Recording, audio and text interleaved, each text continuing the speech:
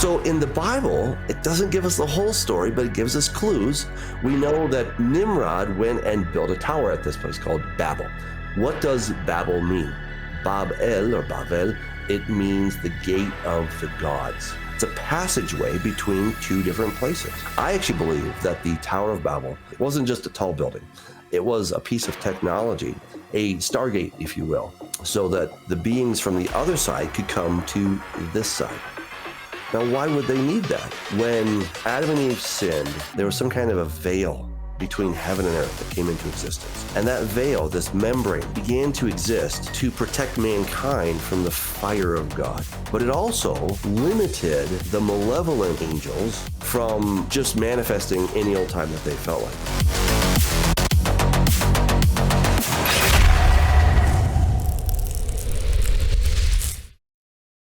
Well, hello and welcome to the Tinfoil Hat Club.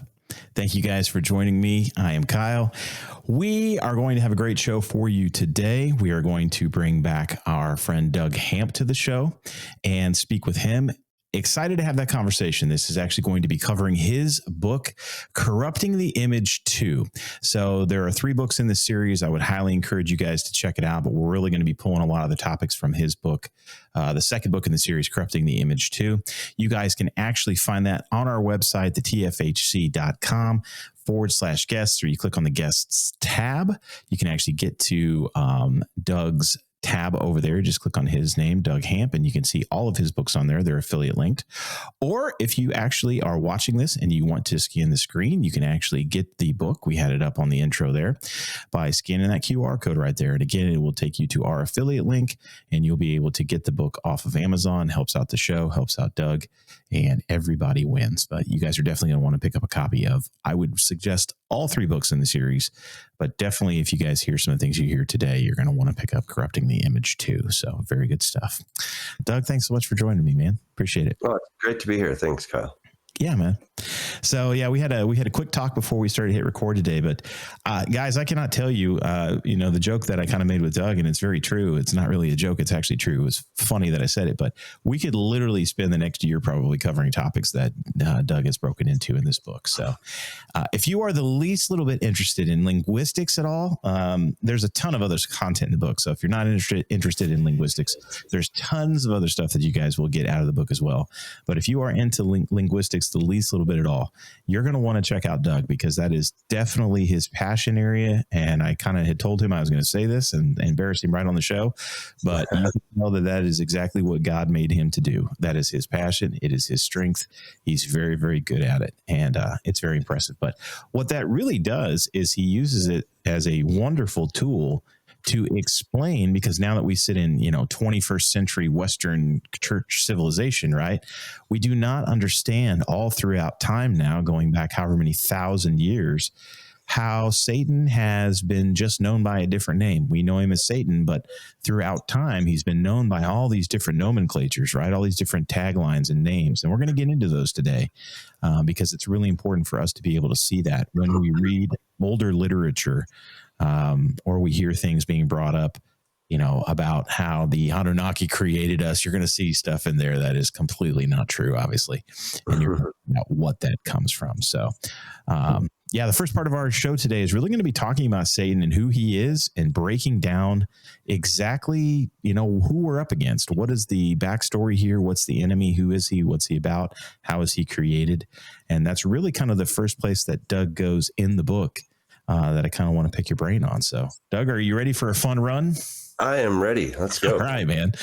So, like I said, one of the first things that you kind of discuss in the book is exactly what I just said, is who is Satan, right? And you had talked about, how magnificent of a creation he really was by God. You really have to kind of break apart some of the things that are in Scripture. But when you start to do that, and there's not a ton, right? We don't have a ton of backstory in Scripture. So we have to really look at what's there and really take a look deeply at what is being said there. Yeah. And, so if you would just kind of outline who exactly this entity is and how was he created and what are his characteristics? Oh, man. Great question. So, yeah, Satan he's the ultimate bad guy. Everyone has a backstory. Darth Vader has a backstory, right? You think of some of the most iconic bad guys, they have some kind of backstory. And, often they didn't start off as, evil, but through these little choices, they made these different directions, and they went that direction in their life. Satan was created as, well, we don't ultimately know what his name was, but in the ancient world, he was known as Enlil. And in the Bible, we find him known as Halel. So he was the one that God created to be the prime minister over God, all of God's creation. I liken him to what Joseph was to Pharaoh. Pharaoh says, you're going to be the top dog. Only this throne is going to establish me higher than you, but otherwise you're in charge of Egypt. And that's essentially what God did with Satan.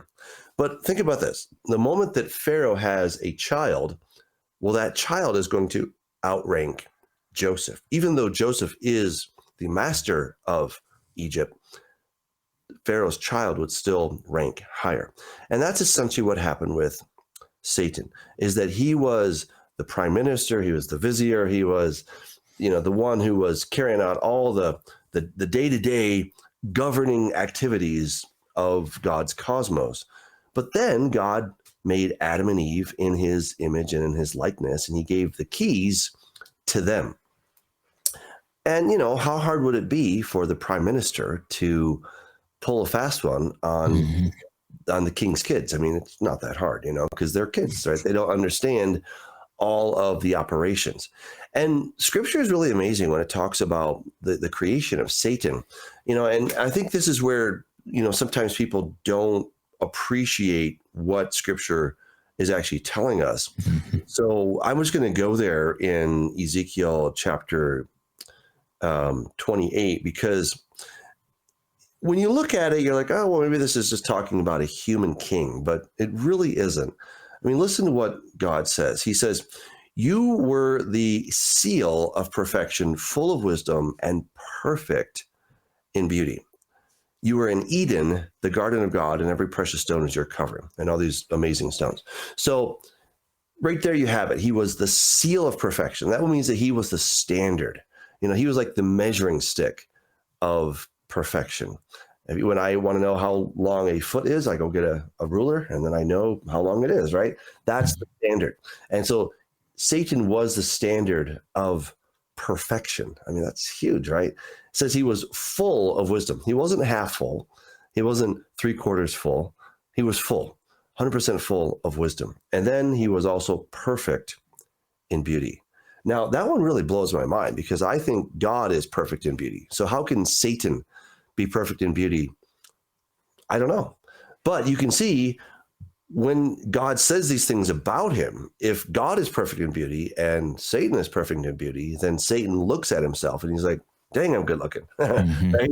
And I think he was looking in the mirror and he's like, wow, I'm pretty amazing, And this is what God says, is that it was the iniquity, because your heart was lifted up because of your beauty, and you corrupted your wisdom for the sake of your splendor. So I think when Satan looked in the mirror, he's like, man, I sure look like God.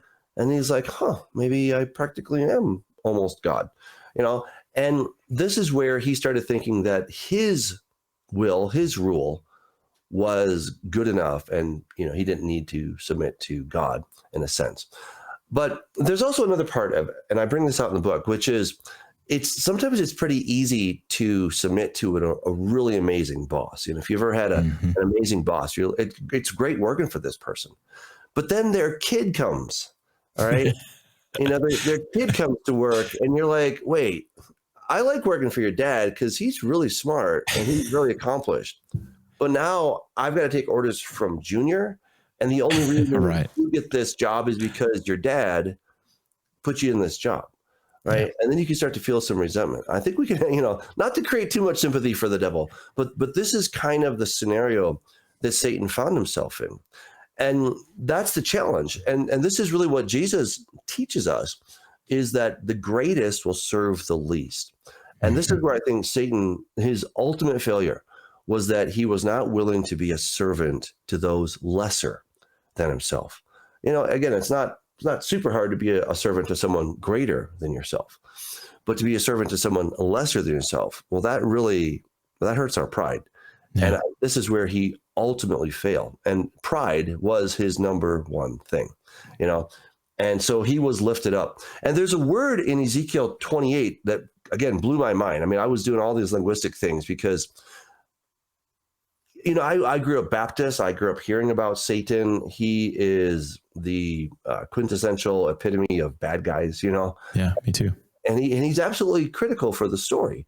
You know, every story has its arcs, right? And you have the good guy's arc and you have the bad guy's arc. And this is what makes the story really exciting. And the story that we just happen to be living in is really no different.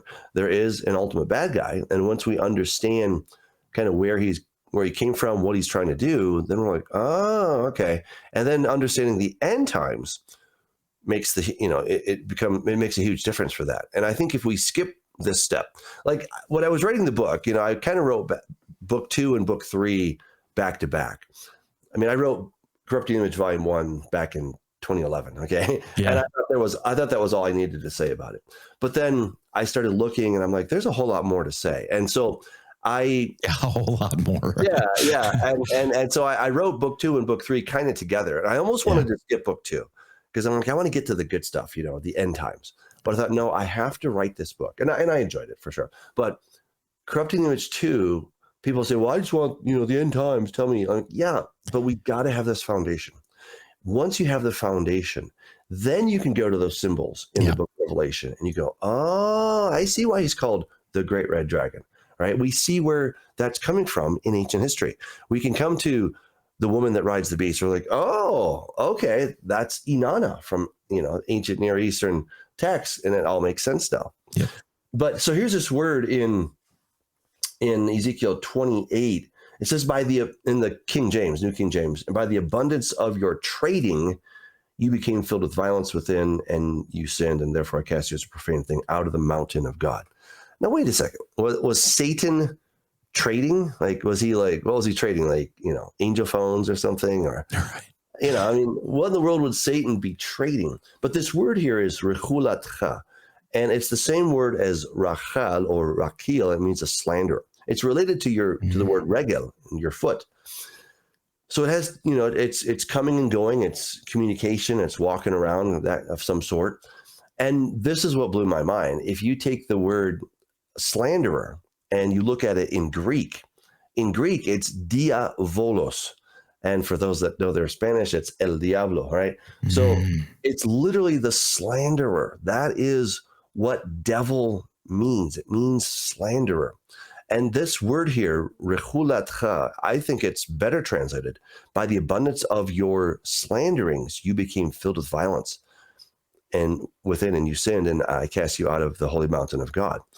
So this really gives us insight into both God and Satan. One, God was giving Satan a long leash to say all kinds of smack, and God didn't smack him down right away. He allowed him to just keep saying these things until finally God's like, okay, now you cross the line, you know? So it tells you about God's grace even toward Satan, but it also tells you that Satan was probably sowing the seeds of discord.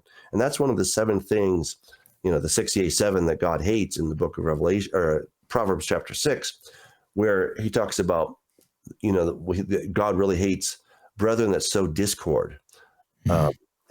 And this is what I think Satan was doing is, you know, he was probably saying something. I don't know exactly what he's saying, right? But, you know, he's probably saying to the other angels, you know, should we be worshiping or serving Adam and Eve when we should only be serving God? And who knows exactly how that went down, but they bought it, you know, hook, line, and sinker.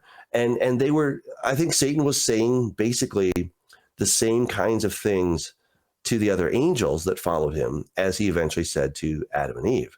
Did God really say? You know, and it's just that subtle character assassination that he was all about. And, you know, and I think, you know, well, he's been doing this for a couple thousand years, right? Several years, right? And, you know, he's obviously very good at it, unfortunately. Yeah. Yeah. So that's kind of the basic background of who Satan is. Now, in this text, in Ezekiel 28, for many, many years, I just sort of took it as faith. Like, okay, the scholars say this is talking about Satan. But then, the more liberal scholars will say, no, it's not talking about Satan. It's talking about the king of Tyre. Right. Which makes no sense. Yeah. And I thought, I really should address this finally, because I can just take it by tradition that it's talking about Satan, or I can really get into the depths of it, and you're never disappointed when you start digging into stuff. That's the beautiful thing about seeking truth, right? Mm-hmm. When you seek the truth and you're willing to dig. All right. Now, some people get lazy. Okay. And the first video they watch on YouTube, they're like, oh, it's truth. There you go. Maybe watch a couple. Okay. Do some research. It's easy to confirm yourself when you're looking to do that. Yeah. That's not truth seeking. That's just, you're trying to verify someone else that has your opinion. So that's a lot of danger that people fall into. Yeah. It's the Dunning-Kruger effect where, we think that we have a tiny bit of knowledge and now we're experts on things. It just doesn't work that way. And so anyway, I started looking into who is this king of Tyre? I'm like, well, this is interesting. Well, it turns out that it's someone known as Melkart, which is Melek Karat, which is the king of the city. And this is a reference specifically to the god of the underworld. I was like, no way, this is crazy, right? So we find Melkart on a bilingual inscription, a Phoenician and Greek inscription in Malta. So that's Melkart on the Phoenician side and Heracles on the Greek side. And I'm like, oh, that's interesting. Okay. So then I start digging more into Heracles, and long story short, it turns out to be Nimrod. This is the problem. You start pulling the strings, you keep finding more strings. Exactly. You're like, oh my goodness, where does it end? And but it all came together, and I was astounded how amazing these bookends were. Remember in Revelation, it talks about how the dragon is going to give his throne, his power, throne, and his authority to the beast. Well, that's exactly what happened in the ancient world. Enlil, also known as Satan, he gave his authority, his power, and his throne to Ninurta, who was the Lord of the earth. I was like, no way. All right, so let's back up a little bit, because the other text that we need to look at is Isaiah chapter 14. Isaiah chapter 14 is talking about the king of Babylon. And again, if you read it, you're like, this isn't a human king. If you think it's talking about Nebuchadnezzar, it's not, because Nebuchadnezzar actually had a great finish, right? He started off as kind of a punk in God's eyes, right? And then he says, oops, mea culpa, I messed up, and the God of the Israelites is the real God, and nobody talk smack about him because he's awesome. Okay? Living like a wild man in the wilderness for 7 years will kind of do that to a man, won't it? He learned his lesson the hard way, but he learned it, he learned it. And so when it talks about the king of Babylon, it cannot be talking about Nebuchadnezzar, the greatest king of Babylon. So who's it talking about? Well, we know that ultimately the one that created Babylon was Nimrod. So it's related to him, but it goes back even further, the one behind Nimrod. And the Hebrew word where it says, how you have fallen from heaven, O Lucifer, son of the morning. If you look at the Hebrew, it says the word Halel.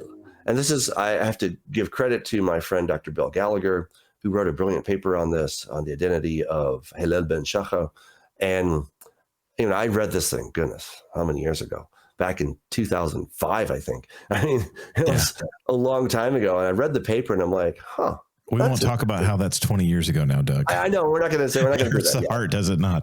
Yeah. I know. I was like, oh my God. But I read it and I thought it was a brilliant paper, but it took me a while to really put it into full view, and to fully bring out the implications of this. But when I fully got on board with this, Halel in Akkadian is Elil, and in Sumerian it's Enlil. Now, for those that don't know, Akkadian is a very old Semitic language. It's related to Hebrew. Sumerian is probably the oldest written language that we have, not related to Akkadian, but there was a close relationship between these because they were kind of neighboring languages and neighboring peoples, the Sumerians and the Akkadians. So anyway, so in Sumerian, Enlil, and here's what his name means. It means Lord Wind. I was like, oh my goodness, Paul talks about the the prince of the power of the air, Yeah. right? Enlil was also the one who separated heaven and earth. He took earth as his portion. Anu, the creator god, took heaven as his portion. Enlil was the one who was the god of the 33 stars. He was the one who held the tablet of destinies that gave him authority over the affairs of mankind. And on and on and on the list goes. And I was like, oh my goodness, this is crazy, right? So if you're looking for Satan in the ancient world, you will not find him anywhere.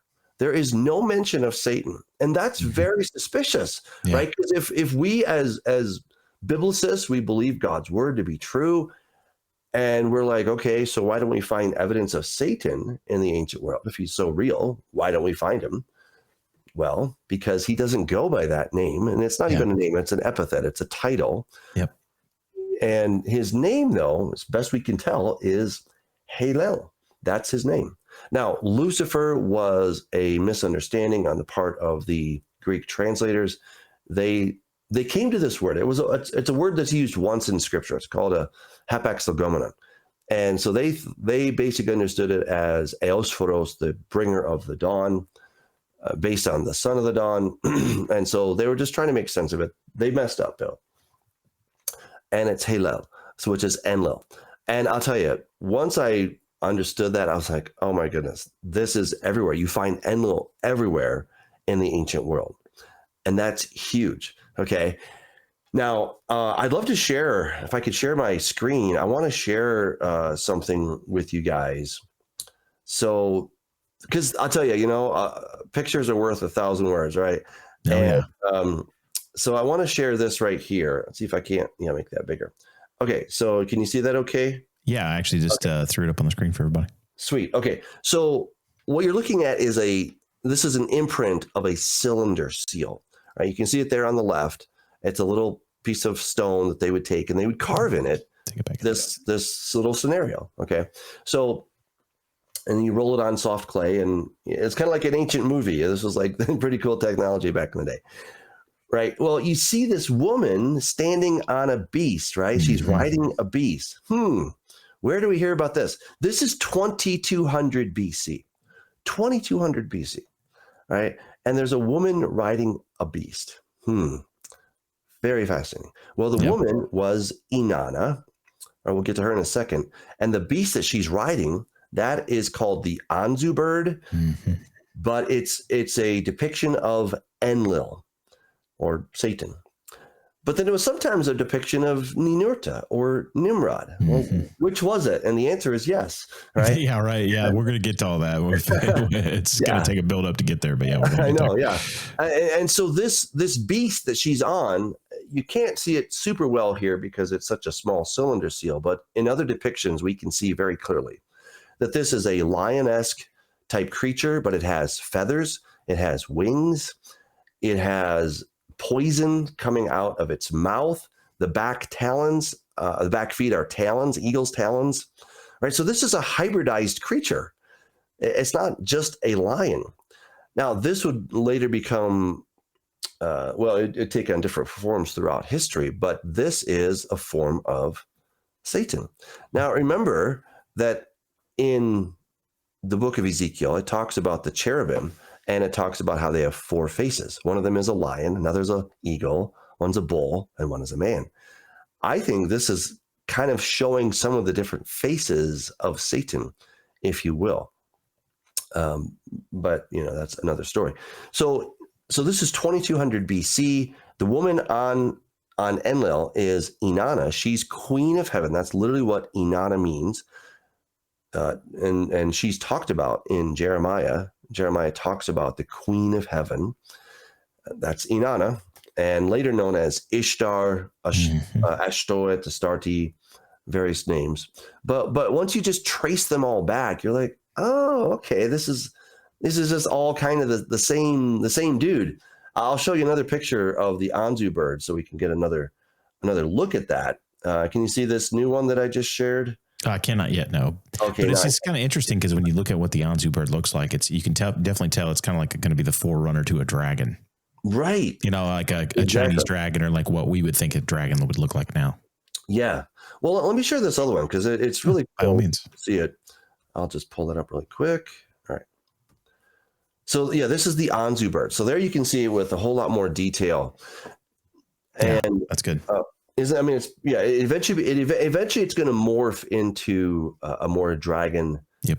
It's type. Pretty close right there. Yeah. Right. I mean, yeah. And so if you look at the Ishtar gate, those are the gates from Neo-Babylon. Mm-hmm. They're now in a museum in Berlin. And I had the privilege of going and seeing them in person. I didn't quite realize the significance of, I knew they were significant, but I'm like, oh, well.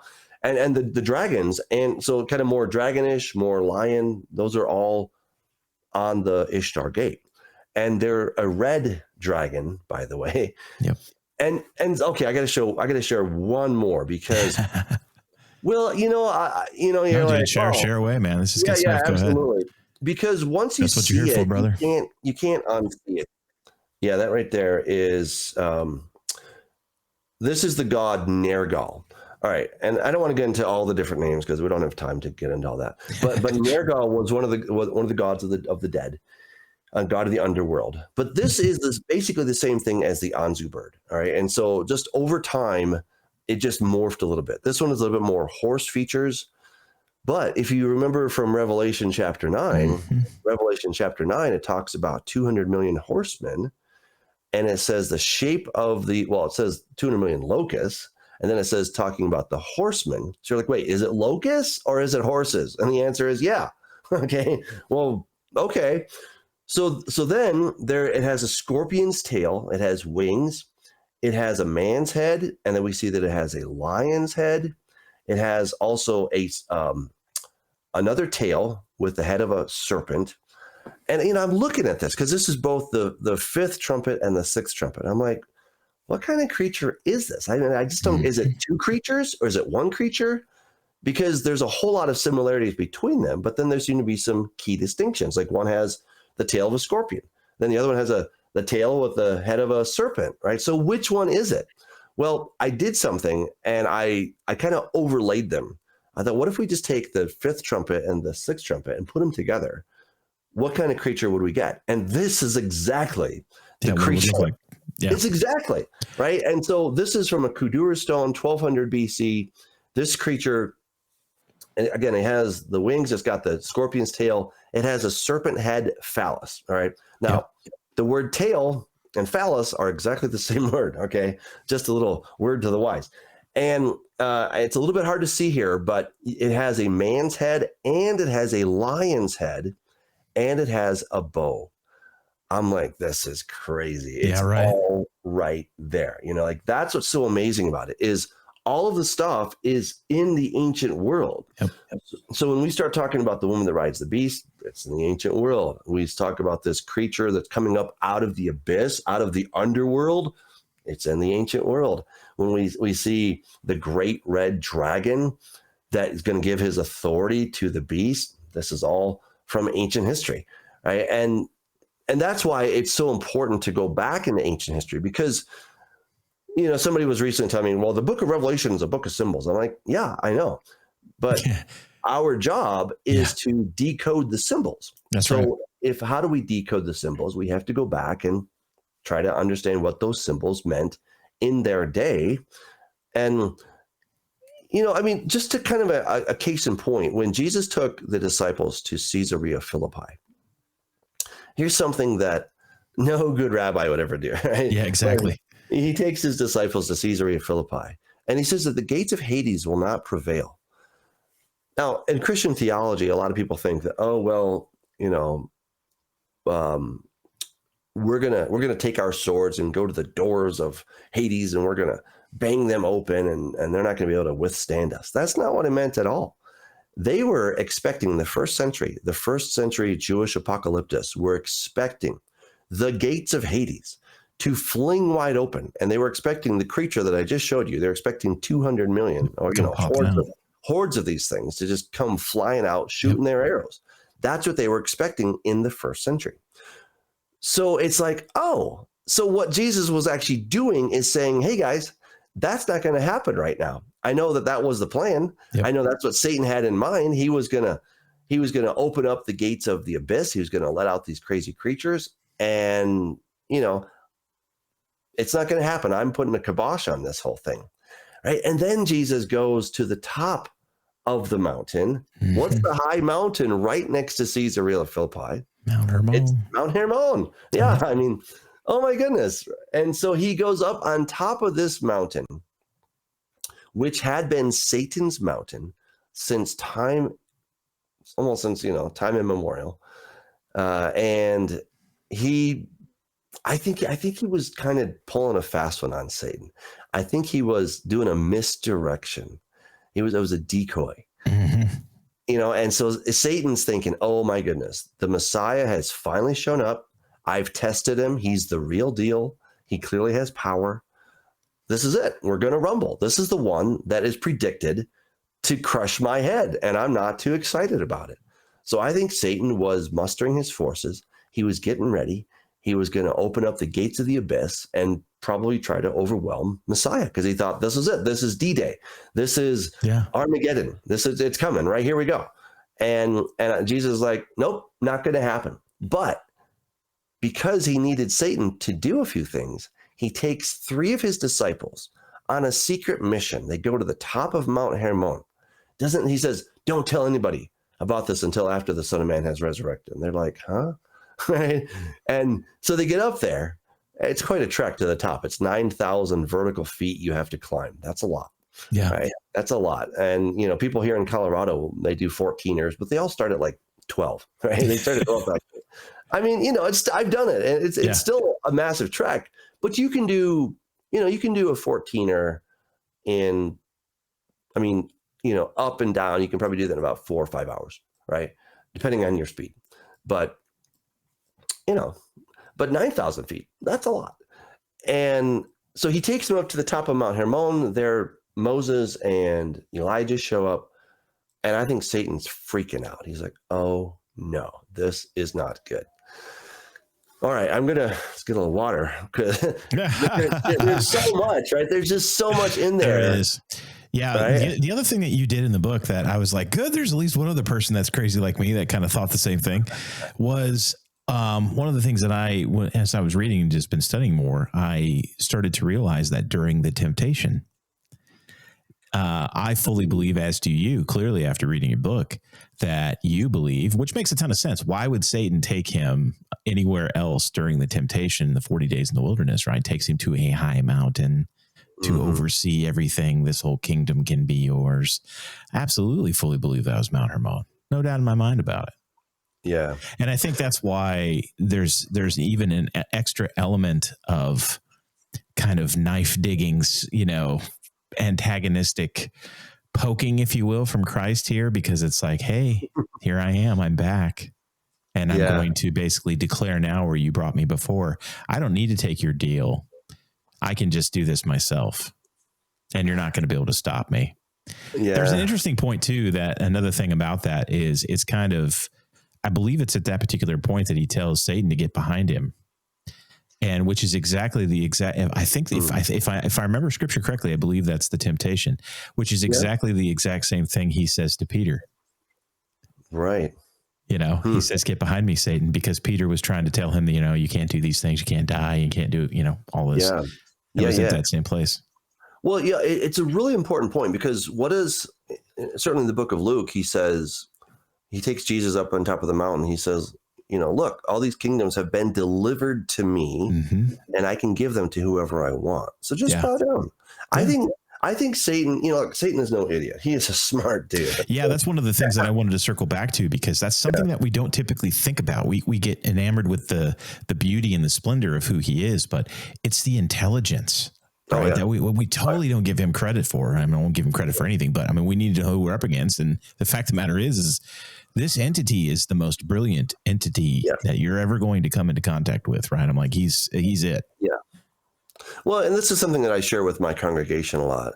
I'm like, guys, it's not about how good our theology is, because the guy that has the best theology is not me. It's anybody from some fancy university, doesn't have 3 PhDs. It's Satan. Yeah, right. Satan has perfect theology. Yeah. Perfect theology. How do I know that? Because he understands who God is the best, but he just doesn't like God. That's exactly. the deal. He wants to defeat right? him. Yeah. So Yeah. So he's no idiot. He's a smart guy. And this is where I think we got to cue the Mission Impossible music, right? I mean, dun, dun, wish I had dun, that on the dun, board dun, here, dun, Doug. I could cue it up for you. oh, wouldn't it be fun? I mean, because this is where Jesus went on a secret mission. He had to defeat death. All right, so let's go back all the way back to the beginning, right? So again, God makes planet Earth. We makes the cosmos. He, of course, puts Satan in charge of this cosmos. He's the guy, the general manager. Okay, he's running the operations, but he gives the company to his son. He gives the kingdom to his son, Adam. Yep. And Satan's not happy just being general manager. He's like, I want the whole thing, Yeah, right. And so he quickly finds a way to take those keys that God gave the keys of dominion to Adam and Eve. And Satan's like, hey, can I have those keys? And Adam's like, sure, here you go. Right. And when he did that, he fell into the state of death and decay. And so he could never overcome that. And so Satan became the god of death, the king of death. He's the king of the underworld of death, right? And Hebrews tells us that Jesus had to become like us so that he could defeat the one who had the power over death that we were subject to all our lives and we were afraid of. So Jesus had to do that. But how do you get Satan to agree? And this is what people don't think. They're like, well, God's a lot stronger than Satan, right? Like, yes. So why couldn't he just snap his fingers and undo this thing? Because it was a legal issue. And for it to be done justly, it has to be done legally. Mm-hmm. I believe Satan is the biggest legalist you can possibly imagine. He's standing on the word of God better than any Baptist could ever do. He's probably singing the song, standing on the word, standing, he's standing on the word of God because if God said it, that's enough for me. I don't need anything more. And so when God says to Adam, the day that you eat of this thing, you will certainly die. Well, he was counting on that. And how do you undo death? I mean, there's conceivably no possible way that this could happen. But then shortly thereafter, God makes this prophecy, you're going to crush his heel and you're going to strike his heel and he's going to crush your head. So this has kind of been over Satan's head since the beginning. He's not happy about it. He finally sees that the Messiah has come in the form of Jesus. That's why he tests him to see if he really is the real deal. It was actually Dr. Michael Heiser who put it in such eloquent language like that. And I totally agree with him. And so then he, on top of the mountain, he's just like, hey, Jesus, I know why you're here. You're here to save mankind. And, you're here to let us all sing Kumbaya again and give us hope, give them hope. That's fine. We don't have to fight about this. All this stuff has been delivered to me. I'll give it to you. No problem. I just have this one tiny little request, just this tiny little request. Just bow down, And just bend the knee. Yeah, just bend the knee and it's all yours. Okay. Yeah. No questions asked. Just bend the knee and it's yours. And I think theoretically, Jesus could have taken that deal. Yeah, I do too. Think, had he done that, we'd all be singing Kumbaya. We'd be having this wonderful utopia on planet Earth. But there'd still be one little problem, that death, even if it were forestalled, right? If we could delay it by centuries and maybe even millennia, it would still be over us. Yeah. There would still be the price that had not been paid that would somehow get us in the end, and Satan would still be the king over this world. So in order to defeat the authority of Satan, and this is in the ancient world, it was known as the Tablet of Destinies. That's why it's so interesting to study the ancient record. So remember, Satan or Enlil is the one who separated heaven and earth. And it was Anu, the creator god. Anu means heaven. So Anu, the creator, heavenly god, he takes heaven, and Satan takes earth. So of course we have the flood. We're going to fast forward past all of that because that's in a different book, but in book one. But So the flood happens, the Nephilim are wiped out, but then it says there were Nephilim on the earth in those days and also afterward. Also afterward. And I was like, that's a really important word right there. Also afterward. That's right. So, but it doesn't really give us a lot of description. And then the next big thing that happens in Genesis 1 to 11 is, well, the Tower of Babel. And who establishes the Tower of Babel? Well, there's this guy named Nimrod. And it says that Nimrod was a mighty hunter before the Lord. Now, Nimrod's name means let's rebel. I just can't imagine any parents saying, I know, right? What should we call him, honey? How about little rebel? Yeah. I mean, I don't call him total jerk. It'll be great. Yeah. So I think it's much more of an epithet than it is a name. Yeah, I agree. The Bible doesn't always give proper names, but it gives epithets of what this person is like, what this character is like. Yeah. And he was definitely the rebel. Now, when we take the root letters of Nimrod, it's Mem, Resh, Dalet. Mem, Resh, Dalet means, Marad means to rebel. But what we find is this name is all over the place. We find it in Marduk.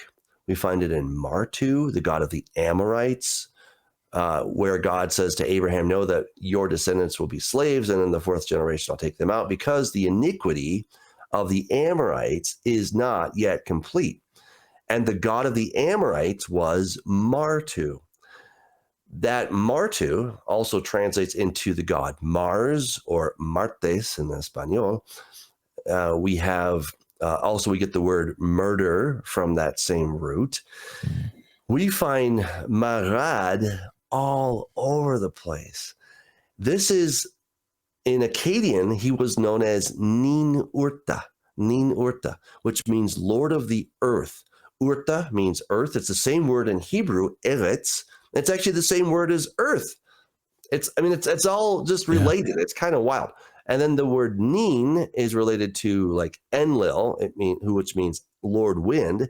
It's related to Inanna, which means Queen of Heaven. So, and it's also related to Enki, which means Lord of the Earth. That's in Sumerian. In Akkadian, it was Nin Urta. He was the Lord of the Earth. And I think the Bible is saying, no, you're not the Lord of the Earth. You're actually just this rebel guy, Yeah. And what's wild about this is, again, we're talking as time goes on that these myths and traditions of what was going on, it kind of progresses. So Enlil, he takes the Tablet of Destinies, he takes it from Anu, and then over time, he's going to eventually give this to his son, Ninurta. And I'm like, well, that's interesting. And I also came across some scholars. So this isn't Doug making this up. This is other scholars who, are experts in Akkadian, Sumerian. They're like, Ninurta is, in fact, Nimrod. I'm like, oh, well, that's pretty interesting. So Ninurta and Nimrod, exactly the same person. According to the ancient Mesopotamian texts, Enlil gave the Tablet of Destinies to Ninurta. You're like, okay. So in the Bible, it doesn't give us the whole story, but it gives us clues. Yeah. We know that Nimrod went and built a bunch of cities, right? Calneh and Ur. He also built, of course, the first one, Babylon. Excuse me. Or Babel, and he, of course, then they built a tower at this place called Babel. What does Babel mean? Babel or Bavel. It means the gate of the gods. Gate of the gods. You're like, oh, okay. So the gate of the gods. Well, what is a gate for? Well, it's a passageway, right? It's a passageway between two different places. So if they're going to build a gate to the gods, then this is going to be some kind of a passageway. I actually believe that the Tower of Babel was some type of technology. It wasn't just a tall building. It was a piece of technology, a stargate, if you will, so that the beings from the other side could come to this side. Now, why would they need that? Well, I think something happened during after the flood that, well, I would even go back to creation, or not creation, but the fall. When Adam and Eve sinned, there was some kind of a veil between heaven and earth that came into existence. And that veil, this membrane, the cosmic curtain, call it what you want, it began to exist to protect mankind from the fire of God. But it also limited the malevolent angels, the fallen angels, from just manifesting any old time that they felt like it. Mm-hmm. And so that's a real benefit to us, because if they could just show up any old time, do whatever they wanted, well, that might kind of create some problems. Yeah. So anyway, after the flood, I think Satan was quite limited, and he was trying to find a way to continue to have that communication, that exchange between humans and the gods, the fallen angels. And so this tower became that nexus point. And in the ancient literature, we hear that these step pyramids, right, were called the bridge between heaven and earth. They were called the connection between heaven and earth. There was also an epithet that Enlil used of himself, that he was the connection point. But so that's what these ziggurats were representing. Nobody thought that they were going to build a tower tall enough and then they could. Right. It's not about some magically tall building, which, when you read scripture, that's kind of the way for us to, like, again, 21st century Western, Christianity. It's like, oh, they were building these really tall buildings, and God's like, oh, if they can build tall buildings, man, nothing's going to stop them now. So let me go take care of that. That's right, it's so far more complex than that. Yeah. And they didn't think they were going to touch the sky or something like that. Yeah. They understood what they were doing. They understood that this was advanced technology, and they were trying to create some kind of a portal between heaven and earth. And what's amazing is that this guy Jacob, he goes for a walk, he's running from his brother, and he finds this place called Beit El, the house of God.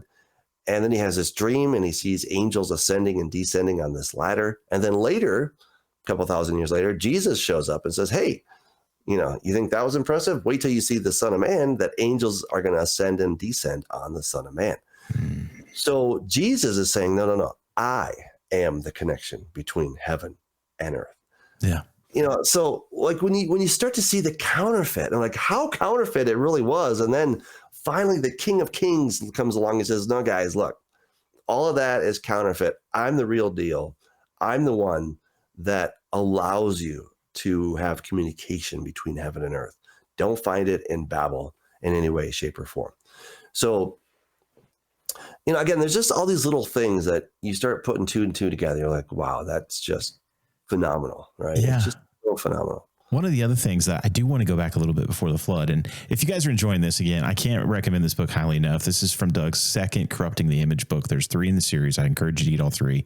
But we're talking really today about some stuff in Corrupting the Image too, which is just a fantastic read. So you can scan the QR code on your screen or go to the tfhc.com and click on guests, and you click on Doug's tab and you'll see his books there.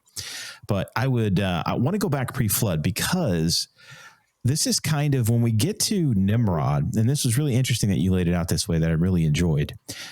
Satan, okay, we've tricked Adam and Eve in the garden. Now what, right? Now, how do we continue this corruption and this, because we know, right, God's laid down the gauntlet. We're going to have there's going to be a seed that's going to come, right? And it's going to be a threat to me. So, and my dominion over this place.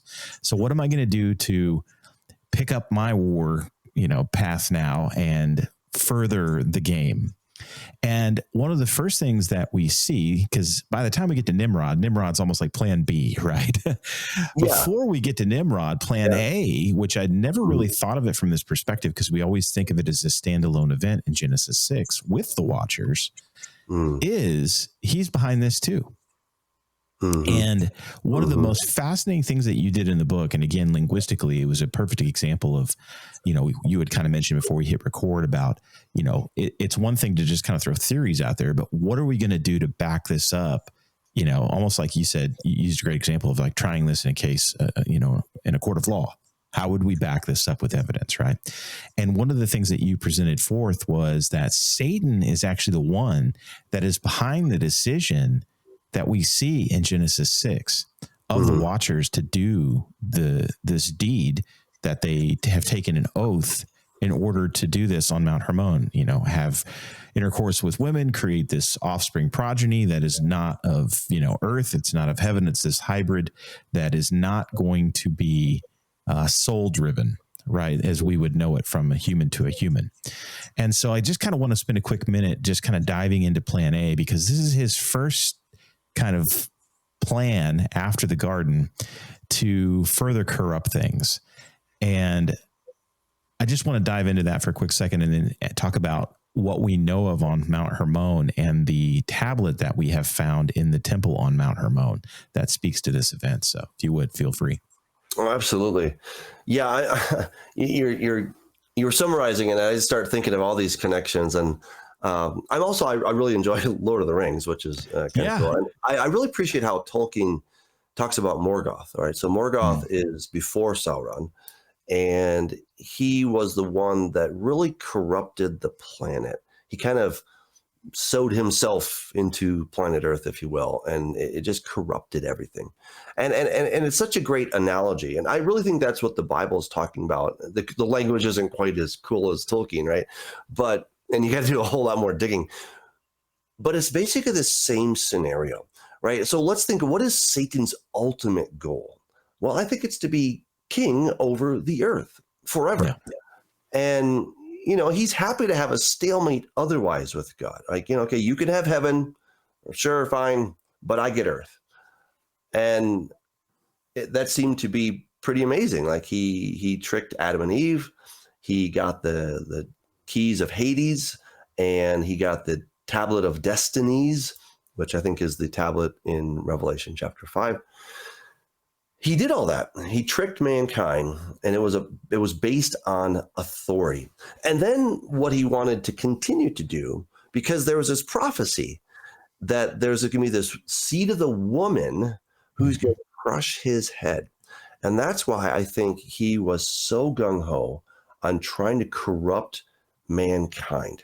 Because if the seed of the woman, who needed to be a pure human, not a perfect person, but a pure human anyway, genetically speaking, if he could corrupt that seed, then it would seem that there would be no way that God could fulfill the prophecy. And I talk about that at length in Corrupting the Image, Volume 1, for those that are interested.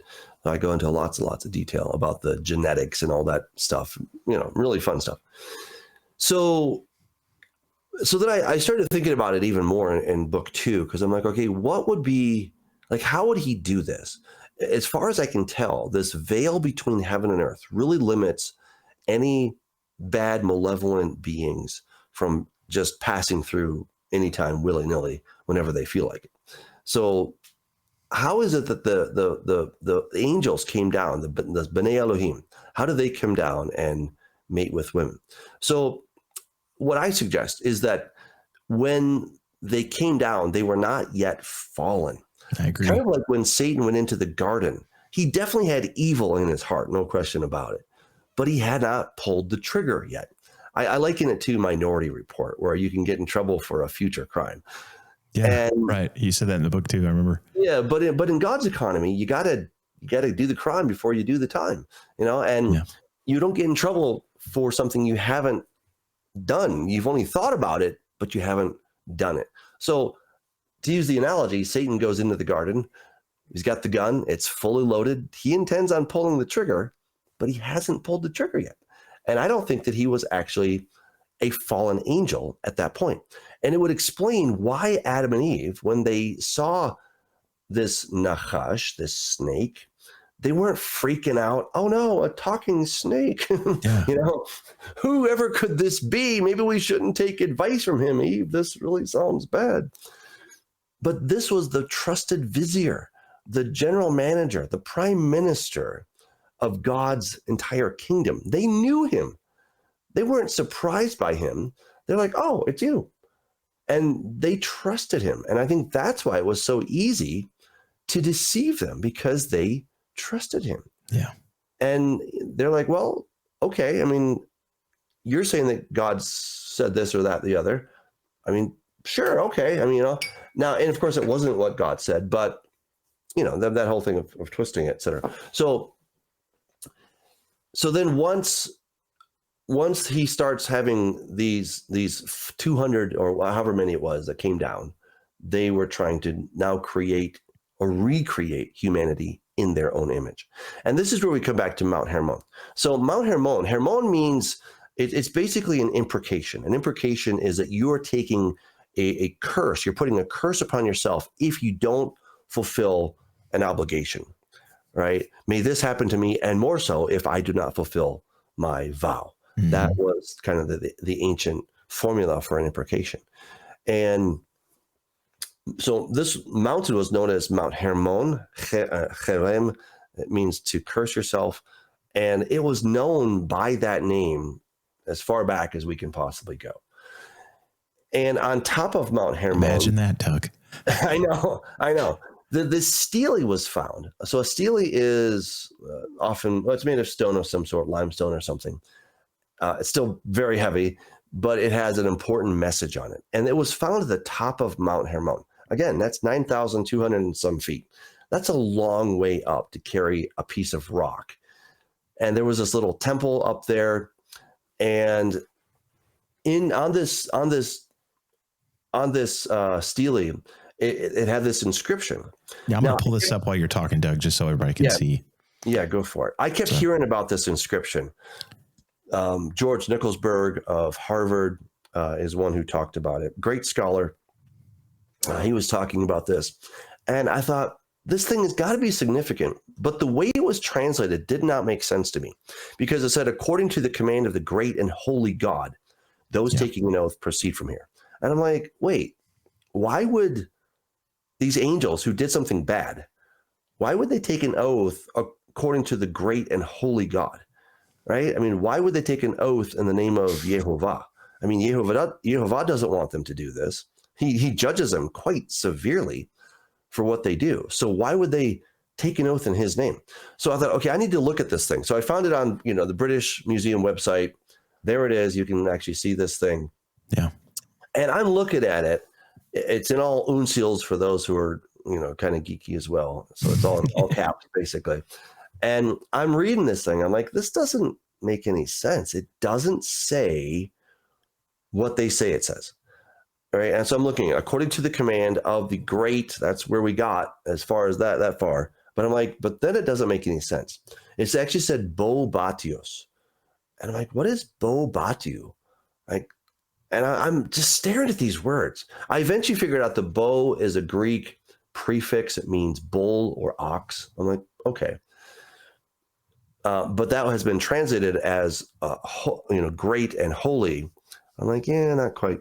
But the other word, which Dr. George Nicholsberg, Charles Warren, who actually found the stele, the British Museum, they all translated as holy. And I'm like, no. So I, of course, I ask another friend who's also a Greek scholar, and I'm like, am I seeing things? Or, because it doesn't look like hagios to me. This is not the word hagios. He's like, no, it's definitely not the word hagios. It's the word batu. I'm like, okay. I'm like, thank you. So I'm looking in every Greek lexicon I can possibly think of. It just is not a Greek word. That's just the bottom line. All right. So I'm scratching my head. I really didn't expect to get into this huge study of this word. Like it totally took me by surprise. Sometimes you get into research, you kind of have an idea of where you're going to go, and there's always a couple surprises. But isn't that funny? Because for me as a reader, that was one of the coolest parts of the book. It's just kind of it was one of those things where it's like that makes a ton of sense. Yeah, but I tell you, I was pulling my hair out, man. That's funny. You did a great job, though. Because I was just like, this doesn't make any sense, man. I just can't make sense of it. Let me share my screen. I'm going to share the two different inscriptions on how they both tried to translate and they got it wrong. Right. I'll stop sharing mine so you can share yours. Feel free. Okay. I'll add it. That you got it there. Cool. Yeah. So in red it says bow. That's the Greek word bow. That probably means bull or ox. I'm like, okay, I can deal with that. But the one in the black square, batu, that is not the word hagios or hagiu. And no matter how I tried to look at it sideways, upside down, I'm like, that just doesn't say that. So I find this word and I'm like, it's not Greek. What do I do with it? And at the same time, I'm studying about Enlil. I'm studying about all these different things. And so in Akkadian, Akkadian and Sumerian, there was what was known as a logogram. A logogram was kind of like a cartouche, if you're familiar with Egyptology. Each the movie Stargate, you'll know what a cartouche is. Yeah, there you go. Yeah. It's kind of like the Nike swoosh, right? It's your logo. Okay. Yep. So so important people and specific deities and whatnot had their own logogram.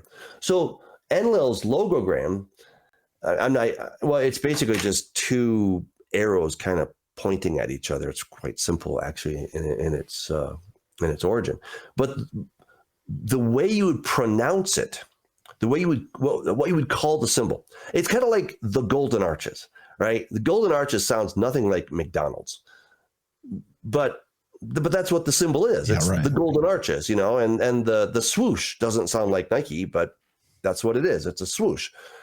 So the name of the logogram was Bad, B-A-D. And the way you pronounce it was something different. Okay, that was it was Ug, okay, which meant death.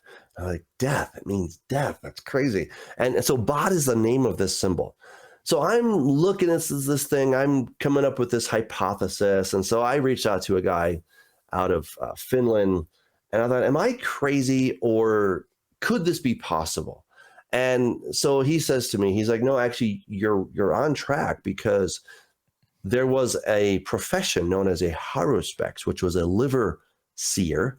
Yeah, that was a thing back then. What in the world? I know they would take a liver from a sheep or something, and cut it open, and then the haruspex, the liver seer, would tell the king, yes, you should go into battle, because by examining this liver, I can tell your future, that you're going to come out successful or something like that. I mean, it's quite crazy. But this had been this profession had been imported into the Italian peninsula. And so we find this thing. Why am I talking about the Italian peninsula? Because I found this word Batu and I found an inscription in the Italian peninsula. I found it on Mount Hermon, and I found it in the Italian peninsula. There was Jupiter Batios, or Jupiter Batios. Okay.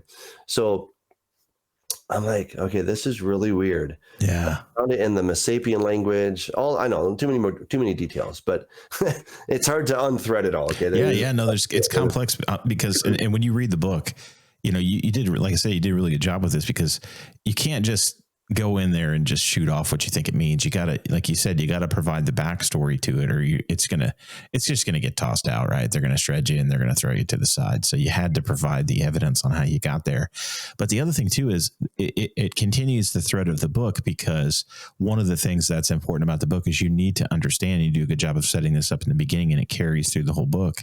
The thread is understanding these other languages and how it all connects together, just by different names. Right. The story is exactly the same. Yeah. It's just the language differences. And this is a perfect example of that. So sorry, I didn't mean to interrupt you. No, thank you for summarizing it, because you said it really well. Yeah. Like that was the thing. Like I kept finding Satan by a ton of different names. And once you understand that all these other names are either Satan himself, or it's a knockoff on Nimrod, like your mind is blown. Yeah. Okay? Right. And then you go to the book of Revelation, and it talks about the beast who was in the abyss, which is the underworld. And he's going to come out of the underworld, out of the abyss, and he's going to kill the two witnesses. And then the dragon, Enlil, Satan, is going to give the beast his power, throne, and authority. You're like, oh my goodness. And then there's this woman that's riding a beast that shows up. We've been here before. We've seen all these things. It's not new. And so the way to decode the book of Revelation is to go into the ancient world and understand what these symbols actually meant. Yeah. What makes it even more difficult, because I think you kind of ran into this in this particular case, is you now have cultures that are colliding together, and are mashing language together, which makes it even tougher, because then you're kind of creating things that aren't necessarily found before, and it's the first time. So that's definitely when you see this inscription on the stone, that's kind of where you wound up, I know. So please finish explaining. Yeah, well, no, absolutely. So I find this word again, the way they would say the logogram was Ug, but the name of the logogram, just like the golden arches, right? When I see the golden arches, I don't think, oh, golden arches. I think McDonald's, right? But I know the name, that golden arches, and that's so the same thing with this logogram. When you saw it, you said, oh, Ug, and you thought, this is Enlil. Ug means death. And then, of course, you thought, but then the name of it was actually Bad. So long story short, I get confirmation that this actually could be a loan word that's from Sumerian. And so now the translation becomes by the decree of the greatness personified bull god, Batios, those taking an oath proceed from here. And it's like, oh, that just drives it home, because it wasn't just some random thing that these angels are like, hey, I got this idea, why don't we just go try this? Now it ties it directly back to Satan, and he's been the mastermind over these things the whole time.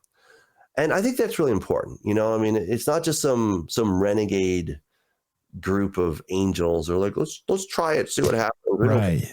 Satan. No, he's got a kingdom, and sometimes I hear these comments from other commentators. They're like, oh, there's all these other guys and they're fighting against one another. And I'm like, yeah. I mean, I've got a fellow scholar. He's a good friend of mine, and we've both done some research on this. And he kind of introduced this other god that has all the amazing Satan powers. And I'm like, well, why not just make it Satan? Like, just take out the middleman. Because the way the Bible describes Satan is, again, he's perfect in beauty, full of wisdom. He's the perfect standard of all things. It's describing him. So why not just let him be him? And he's the one who is really running the show. He has lots of generals. Yes, he's got lieutenants and captains. Yeah, all that stuff. But he's the one who's in charge of, Satan's kingdom. And the Bible makes it very clear that Satan and his angels, he's the one who's in charge of this, not some other dude who's vying for power. I just don't see that. And no matter what we call the puppet master, when we pull the curtain back, it's the same thing. It's the same entity, and it's him. Yeah, that was a fresh take that I never thought for, because like you, digging into this, and I've kind of reverse engineered, my whole faith growing up Baptist too, and then starting to get into Genesis 6 and diving in, and then that's the launch point, and then you get in there, but then that cracks the door open for all this other study, and then you get into all these different things, right? That's like the gateway opens up, and you start to dive in. Yeah. And it's funny because as you read this, and you kind of talk about Satan's powers about midway through the book. Because we don't think of him that way either. That's another thing we don't think of. All the things that he's actually capable of doing. It's kind of frightening, actually. So you see him torturing people, and all these telekinetic powers, and it's true. We think of that, and it's just kind of ridiculous, but it's actually true when you think about it. And there are clear-cut examples that you provide in the book for each one of those. And we don't think of that. But ultimately, he's the one that's behind this event, and that made a ton of sense to me, and it always kind of had to be the case. I'm like, I just don't see how these angels just kind of decided on their own, because that's kind of what you get. You see the lustful portion of it, and you think, okay, that's what snookered him and pulled him in. And I think that was a factor, no doubt, but I think Satan was definitely there, going, hey, she looks pretty good, doesn't she? Imagine what you could have. And it makes a ton of sense. Yeah. And I just don't think it was that they wanted to have families, and no, it just doesn't make sense. I think their real agenda hasn't changed, and that is to secure their power. Whether they enjoy the pleasures of the flesh, I don't know. I think that's rather secondary to their main cause, which is we have to cement our power, and we can become gods, as it were. We can be worshipped by humanity. And we don't have to submit to, the King of Kings decrees. We can do our own thing. And instead of serving these humans, they can serve us. Yeah. I think one other final straw that I kind of saw in here too, and I had written this down to ask you, but we're kind of naturally getting it out there and the conversation has evolved anyway. And I think we see this. I don't want to get your take, but it seems this way in both instances with Satan. This I think was a big point of contention. And I also think for the Watchers deciding to go along with this plan, this was probably a big point of contention too, because it is referenced so heavily, is, here we have, especially in Satan's case, you have this supreme entity, that has been given all of these powers, and we are definitely seemingly lesser in his eyes. And then God goes one further and goes, and you know what? You can create and make more of you. And I think for him, and I think for the Watchers, that had to be really a nail in the side of their head. You know what I mean? I think that had to be, for me anyway, I don't get, like I said, to get your take, just had to be just one of the final nails in the coffin of like, this isn't cool. No, I think you're absolutely right. When you kind of put it in those, we call it procreation, right? That they get to participate in creation. And as far as we can tell, I'm not 100% certain, but it doesn't seem that the angels had any role in creation other than observing it, clapping for God, and like, you're awesome. Yeah. And then they got assigned to portions of creation, like they were over, certain dominion, over this part of the earth and that part of the earth. So they got to facilitate some of that stuff, but as far as actually creating something, and it is quite something. Procreation is quite normal and natural. It's not like we don't think of it as miraculous because it's so ubiquitous, but it is miraculous. It is, that God he would imbue that possibility in us, that we could then create, little ones of our own nature. And when you start having your own little ones, you're like, wow, this is really a lot of fun, Yeah, it's neat. It's amazing. It's weird to see it creates a bond that you cannot explain to someone who has not had a child. When you're in the emergency room and this is happening the first time, that's why you're just overcome with, like, for me, it's just this wave of emotion that you cannot explain to someone who has not had it happen. Yeah, absolutely. Because it's your face looking back at you. And that's honestly, that's a great segue into something else I had written down about later, which kind of ties into what we're talking about with this hybridization program, and corrupting all of this, right? Because that's what he wants to do. He wants to corrupt all this, and you laid it out perfectly earlier. But you had talked about kind of, I guess it was about a third of the way into the book from what I had written down, but the concepts of where a soul actually comes from. And it's perfect for what we're talking about right now. So please, dive into what you had kind of discussed there. Yeah. So there's a couple of different theories. One is the creation model, that God creates ex nihilo. He creates a new soul every time, like the mother and father, they come together and they create the body, and then God puts a new soul in it. That's one theory. The other, that I subscribe to, is called the Traducian theory, which is there's a transmission. I kind of liken it to sourdough bread.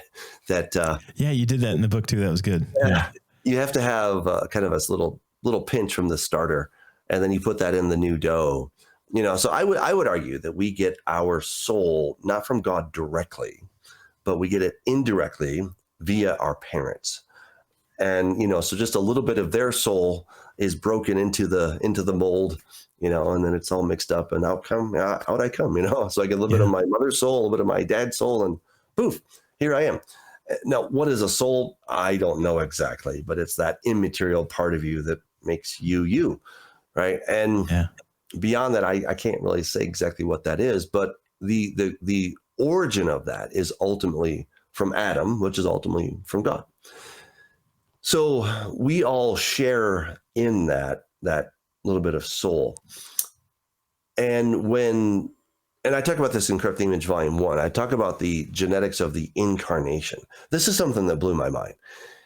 So why did Jesus have to be born of a virgin? I mean, what's the big deal after all, right? Yeah.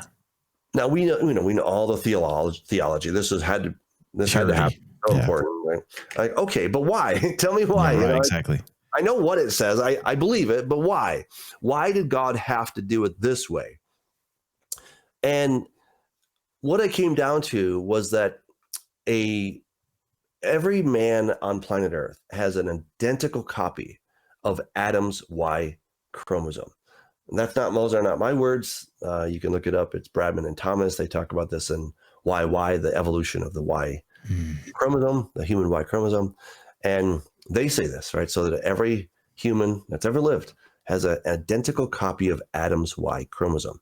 And then they go on to say that something happened in the life of the original man that had the Y chromosome. And I'm like, wait, okay. So and they say there's a record of an event.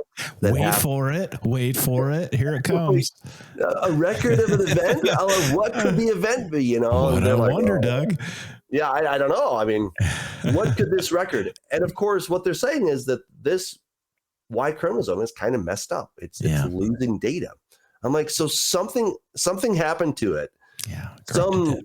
Some big event corrupted it somehow. Corrupted the image right there. What could it be that corrupted this Y chromosome? I don't know, right? That's right. So who was the one person who did not have Adam's Y chromosome? Jesus, right? It makes a ton of sense. Right? Again, just mind blown right at this point. Like, yeah, and that's the perfect 50-50 division, right? Because we accept the fact that he was both God and human. Mm-hmm. And that makes so much more sense. Yeah. Because when you look at, and the Bible goes to great lengths to preserve lineage for a reason. And when you go dig into Christ's lineage, right, his backstory of who he comes from, it is not pretty. We have rape, incest, murder. I mean, we have everything you can imagine that is in the back of the DNA, right, through all the ancestry there. And that's not by happenstance. Right. And then we have the perfect that's provided from God on the other side. And it makes a ton of sense. And I can tell you that just personally, my wife had two boys, and their father passed away when they were very young. And there are things that those boys will do that there's no way that they, ever saw their father do that are identical to how he would do things. That goes beyond like genetics, right? It's something deeper than that. It's called epigenetics, actually. It's epigenetics. Yeah. So, our genes they're accountable for our hair color, our eyes, how high we are, how tall we are, et cetera.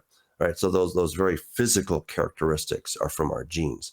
But epigenetics are the habits, the customs, the good, the bad, things that we've learned as people. And then, so let's say, so two musicians get married and then they have a child.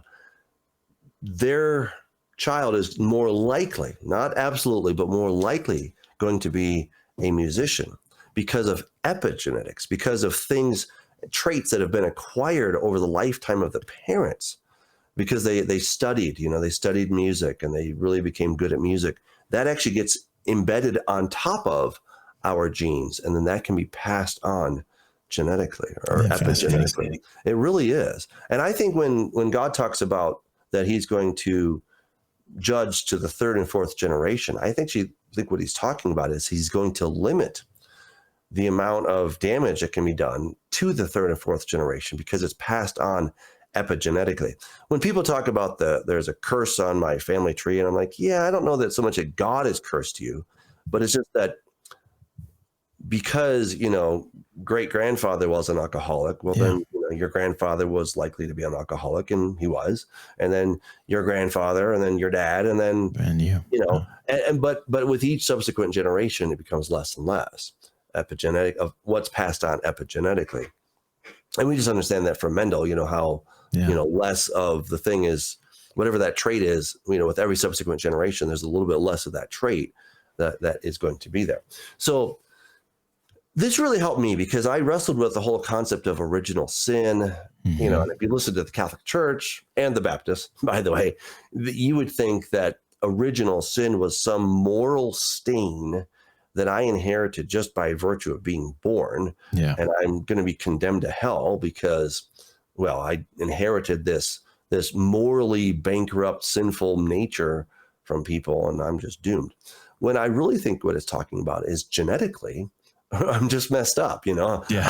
I'm a copy of a copy of a copy, and there are errors in our code. And with every subsequent generation, we have a couple more errors that are introduced until eventually, we're all just totally messed up. Hence the decaying and the promise that we would eventually only live 120 years. Yeah. And I think the same thing has been done to the earth. Would you agree with that too? I would agree. Yes, yeah. I would agree. Yeah. And now, because I have a messed up genetic code, then what Paul talks about, the desires of the flesh and the weakness of the flesh.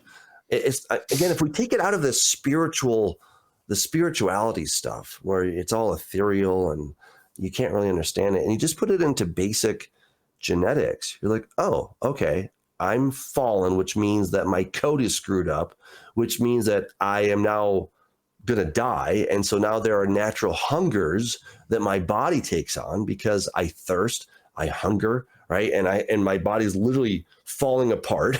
And so and to counter that, I have to then do things to counter this death, literal death that's in me, this degeneration, decay, falling apartness, whatever you want to call it. The body is saying, hey, we got to take care of some stuff here. And then because of these hungers and desires, now I'm more likely to do things that are not great toward my neighbor.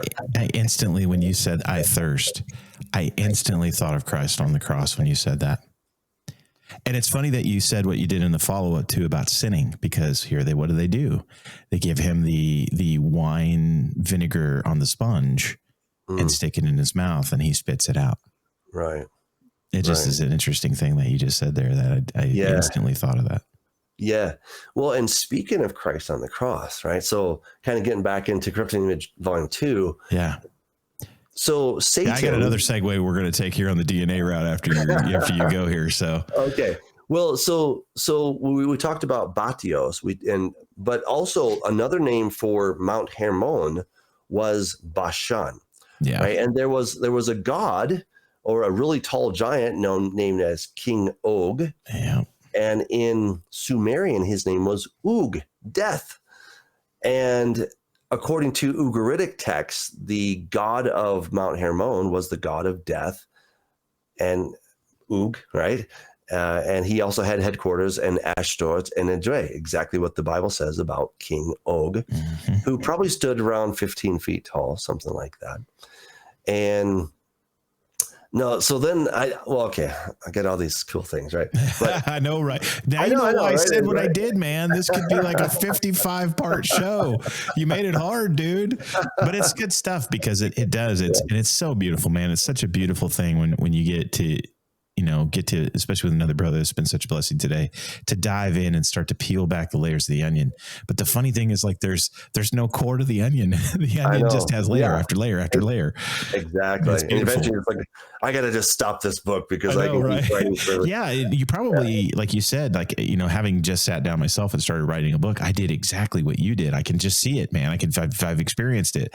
I started to write and I wanted to talk about this particular topic, which was like the afterlife. But how do you properly do that without getting into a lot of what we're talking about? Right. You can't. It's like, it's impossible because what you're getting ready to go with Christ, is a whole nother show, right? About the descent into the afterworld, underworld, Sheol. That's a whole thing that we don't understand nowadays in the church. The whole thing, like I said, that's a whole nother show. But I'm sorry to interrupt you. So please continue. Not at all. Well, I was just going to say in the book of in Psalms, right? So Psalm 22, where he says, Eli lama shvaktani, my God, why you forsaken me? It then now says that it says many bulls, which is the word like spiritual bulls. It's not just cows or right. But it's actually it's a reference to spiritual bull or ox-like beings. And it says, many bulls of Bashan have surrounded me. And you're like, wait, what's he talking about? And what I think is happening is because Mount Hermon was also known as Mount Bashan in Psalm 68. And it's in Psalm 68 where it says, this is the mountain that the Lord has desired. And, this is now his. And so I think he was reclaiming it when he did the transfiguration. Satan freaked out. Mm-hmm. He's like, oh no, I've got to make sure this guy dies. Hey, you got to go, bro. You got to go. You got to go. And so then Satan personally oversaw the betrayal of Jesus. He says he entered into Judas. He became known as the son of perdition. Mm-hmm. And he made sure Jesus was put on the cross. And in the book of Psalms, it says that many bulls have surrounded me, like they gape at me with their mouths like lions. You're like, wait, when did that ever happen? Yep. This was happening in the spiritual realm. I agree. That's what's so crazy. These demons, these fallen angels, they were just gaping their mouths. They're like, ha, ha, ha. So you're going to crush his head, are you? You're going to defeat our king, are you? Yeah, look where you are now, Messiah. Something like that. I mean, I'm making all that up, but they were mocking him. Yeah. And we can't even see it. Only David could see it through the spirit of what was going to happen to Messiah. Right? It's just mind blowing. Yeah. Again, that's why we have to cue the Mission Impossible music, because here's your mission if you choose to accept it. Is go, don't tell anybody what the real mission is. Don't explain everything, but you've got to go in such a way that you've got to get yourself up on a cross and die, because once you do that, then you can go down into Hades and you can take those keys of Hades and death, and then you can be the master of death, and you can release all those that have been subjected by death because of Satan, because of Enlil, and because of the tablet of destinies.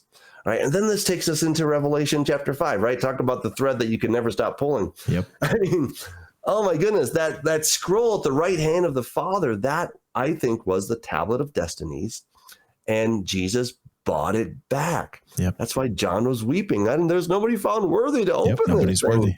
He's like, don't worry, the Lion of the tribe of Judah has done it. He looks over, sees a lamb as though it's been slain. And everyone's just like, thank you. You died and you redeemed us. Yep. I mean, it's so cool. Yeah, we have I think you had an instance where you could, and you even, I think, said this in the book too, where the veil, he's being able to see, right? Like we can't normally see beyond the veil, and he's able to see at that particular point. And the other thing too is I think Stephen had a moment there too, clearly, where he could, as he was being stoned to death. I think that was absolute what was happening with Stephen. And I think you even agreed and said so in the book too. Yeah. It's an amazing thing, dude. And, I know we're pretty much out of time. So I wanted to go, and we're going to have to save plan B, a little bit deeper dive into plan B for the next time. But this is, here's a little teaser for everybody. So we're going to have Doug back for what plan B was with Nimrod, because there is more going on with that event than you can ever dream of on the surface, right? It's just, there's way more going on. But when you understand the idea that Satan's goal here, remember what the goal is to corrupt mankind so that we can't have this perfect seed come and crush my head, right? And that's just a continuation, because what happens with plan A, well, God literally flushes it down the drain. If the flood happens, that all gets wiped out. But then, and Satan's clever. He's got all these entities that are now roaming the earth, right, that he can use as well.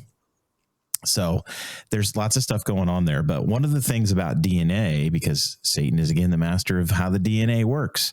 So if I could, I just want to read the story of Chris Reno from your book. Would you be okay with that if I did that? Sure. Yeah. Yeah, it's a quick couple sentences, but it explains a little bit how DNA works. And this is ultimately exactly what we see in the case with Nimrod and Satan. So here's your teaser to have Doug back. So now he doesn't have a choice. In 2020, Chris L., which we're going to keep him unnamed, right, of Reno, Nevada, learned that 3 months after his bone marrow transplant, all of the DNA in his semen belonged to his donor. It's crazy. The DNA in his sperm was not his. It was that of his German bone marrow donor. According to the article, Chris became a chimera and is on record as saying, I thought it was pretty incredible that I can disappear and someone else can appear, or in this case, reappear. Yeah. Right. Kind of shocking.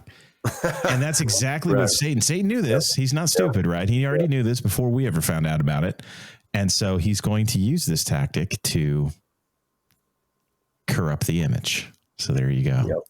There you go. Dude, thanks so much for coming on, brother. We went a lot of fun places and we got more to go. So you'll have to come back.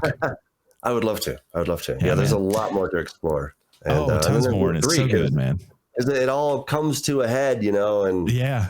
Well, that's going to be like show 57 when you when you come back to 57 time. But we better do it before it all comes, all falls apart. Amen, bro. And I don't know how much time we got left, but I tell you, I don't know when you watch the news. When I watch the news, it ain't looking so hot as far as how things are going. It's kind of funny. There's a little thing right back here, right? We got the clock back here, and ultimately, it's always set at like 2 minutes to midnight. The doomsday clock or whatever. So that's anytime you watch the show, it'll always be set to like 2 minutes to midnight. So there you go. Good. But yeah, I can't encourage you guys enough. Go pick up Doug's book, Corrupting the Image, Part 2. Pick up all 3. You're going to enjoy all 3, man. He lays it out. There's a ton of stuff in there. You guys are not going to be disappointed. If you want to help Doug out and you want to help out the show, scan that QR code right there. That's our affiliate link. It takes you to Amazon. We get a small percentage of that out of Amazon's side. It does not affect Doug at all. He's still going to get all of his side. We wouldn't do that to him otherwise. Or you can go to our website, thetfhc.com, and click on guests. And then you can click on Doug's tab, and then you can get all of his books there, not just Corrupting the Image 1, 2, and 3. He's got other stuff as well. But that would be great if you would support both Doug and the show. We would really appreciate it. The other thing, too, is if you are watching this on Rumble, you're watching this on YouTube, do give us a like and a subscribe. That does help us out tremendously and helps get this information in front of more people. And please leave us a comment, because that does that as well. The more we push the algorithm, the more people get to see it. So we really appreciate that. Doug, thanks, dude. Thank you. All right, we'll go ahead and shut down the show now, but Doug, stick around for just a quick second after I kind of wind everything down here. I'll do our outro trailer, and I'll just do a proper goodbye with you, and then just pray with you and get you going on with your night. Thanks again, dude. Thank you. All right, y'all, with that, I bid you adieu. Until next time, on the foil. Take care. Atomic.